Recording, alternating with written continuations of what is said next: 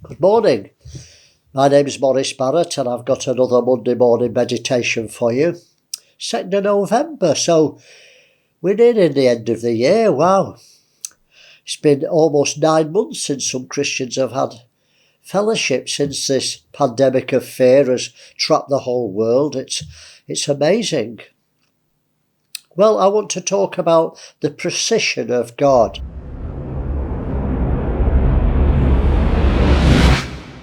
God is very precise in everything he does. Nothing's arbitrary or by chance.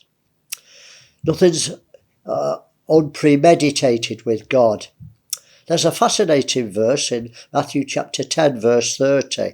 Jesus said, "But the hairs of your head are all numbered." Can that be true? That God has a record of all the hairs of your head?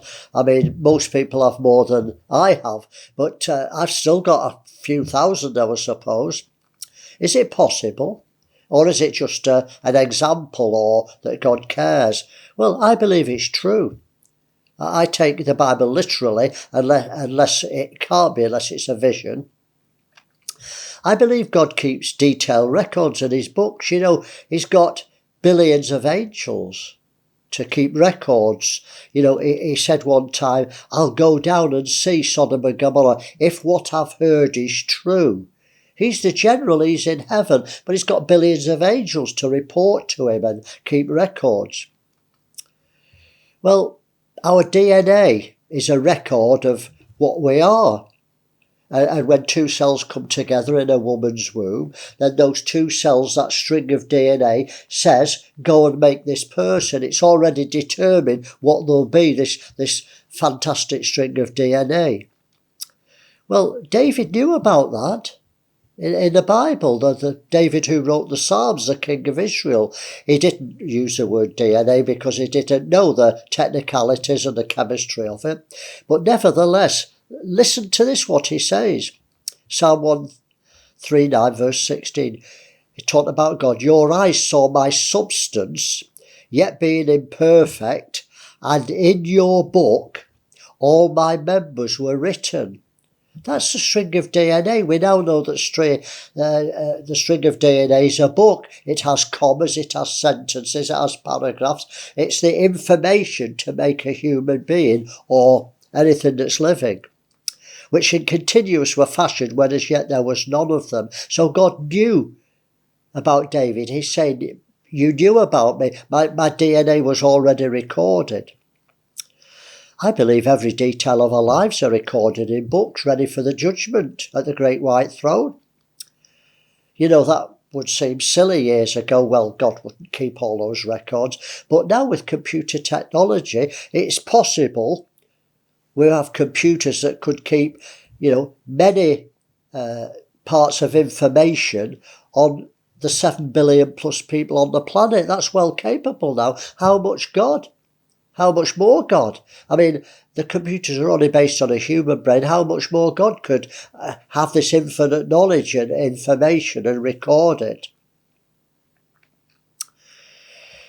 Well, Revelation 20:12, "And I saw the dead, small and great, stand before God, and the books," plural, the books were open. Which books are these? It must be the record of people's lives.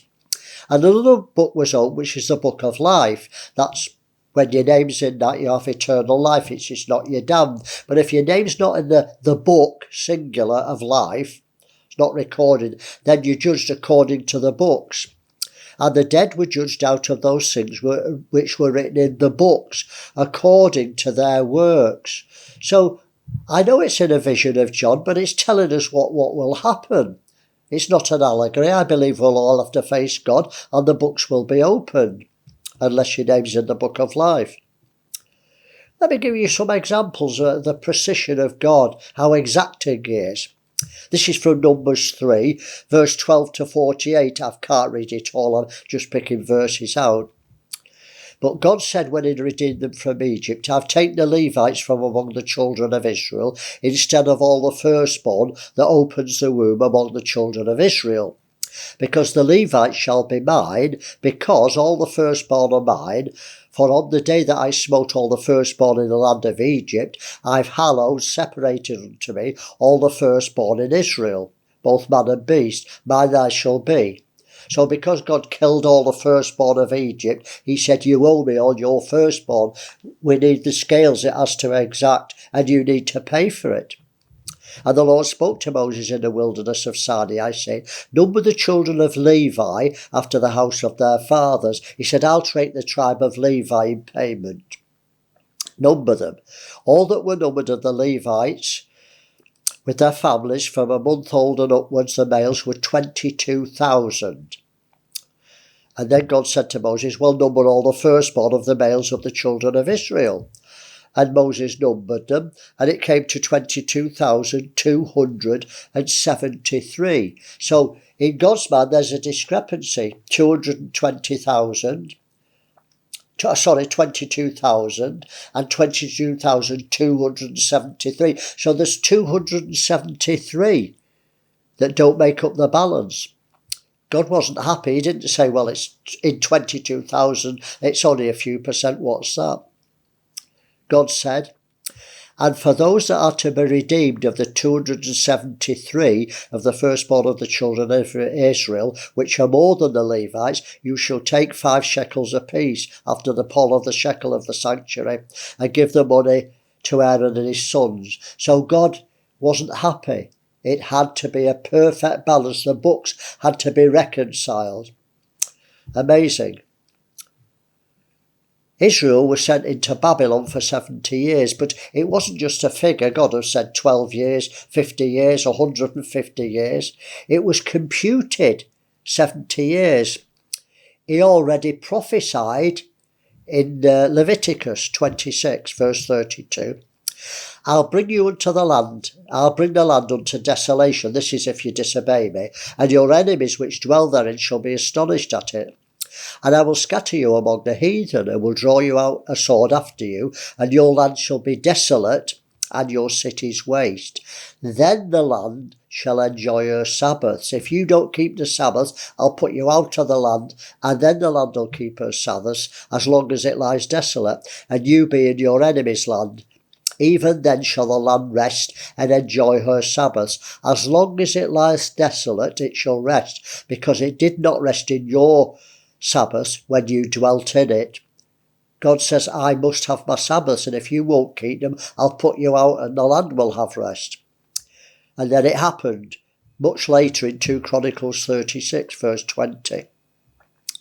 And them that had escaped from the sword carried he away to Babylon, that's Nebuchadnezzar, when they were servants to him and his sons until the reign of the kings of Persia, to fulfill the word of the Lord by the mouth of Jeremiah, until the land had enjoyed her Sabbaths. For as long as she lay desolate, she kept Sabbath to fulfill 70 years. It was computed for all the years they hadn't kept the Sabbaths.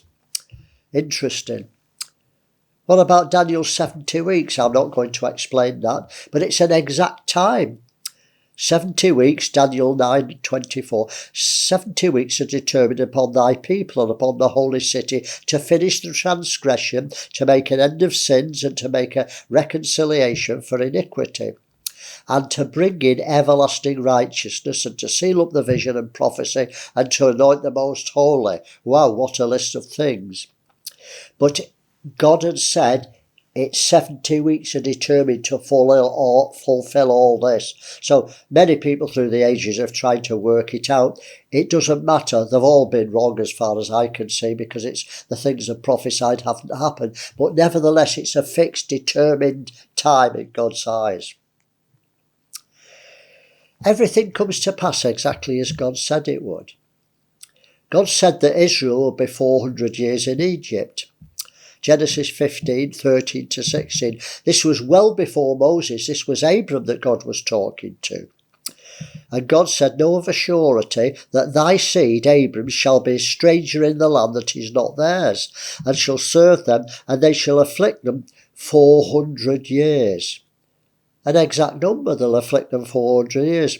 Also that nation whom they serve I will judge, and afterwards you shall come out with great substance. He already prophesied the small Egyptian. And you shall go out with your fathers, and you will die in peace. But in the 4th generation they shall come hither again, for the iniquity of the Amorites is not yet full. The Amorites, the iniquity had to get a certain height on the scale so God could judge them.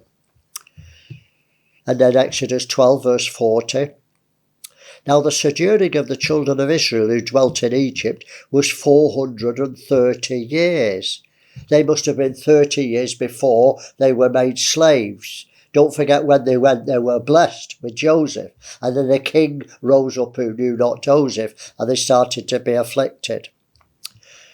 And at the end of 430 years, even the self-same day, it's telling you exactly to the self-same day after 430 years. That's amazing. It came to pass that all the hosts of the Lord went out of the land of Egypt. Well, there's hundreds of examples in the Bible where God is so precise, so exact. Nothing is by chance. So what can we learn from this? Why am I telling you all this? Well, God has everything planned. And if you're a follower of Jesus, you were chosen before the foundation of the world. Let me read it, Ephesians 1:4. According that he has chosen us in him before the foundation of the world, that we should be holy and without blame before him.